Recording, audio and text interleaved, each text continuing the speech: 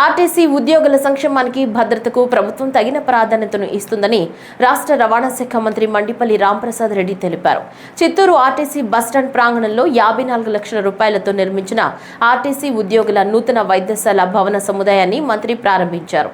ఈ సందర్భంగా రాంప్రసాద్ రెడ్డి మీడియాతో మాట్లాడుతూ తిరుపతి, చిత్తూరులో సుమారుగా 14 కోట్ల రూపాయలతో ఏపీఎస్ఆర్టీసీకి సంబంధించిన వైద్యశాలలు ప్రారంభించడం జరిగిందన్నారు. తిరుపతి, చిత్తూరులో సుమారుగా 4.5 కోట్ల రూపాయలతో ఏపీఎస్ఆర్టీసీకి సంబంధించిన డిస్పెన్సరీస్, గెస్ట్ హౌస్ను ఓపెన్ చేయడం జరిగింది. అభివృద్ధిలో భాగంగా ఏపీఎస్ఆర్టీసీ ముందుకెళ్తా ఉంది.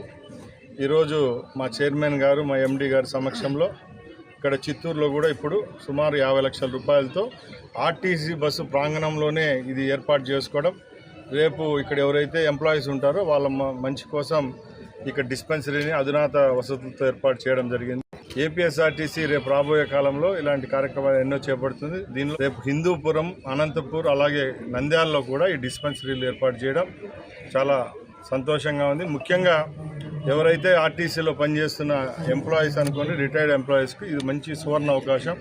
ఈరోజు విజయవాడలో విద్యాధరపురంలో ఉన్న సెంట్రల్ హాస్పిటల్ అయితేనేం, కడపలో ఉన్న జనరల్ హాస్పిటల్, అలాగే ఇలాంటి డిస్పెన్సరీస్ ద్వారా ముఖ్యంగా గవర్నమెంటు, ప్రైవేట్ హాస్పిటల్కు ఇంకా భిన్నంగా ఇంకా అధునాత సౌకర్యాలతో ఈ యొక్క డిస్పెన్సరీలను కూడా రాష్ట్ర వ్యాప్తంగా ప్రారంభిస్తున్నాం.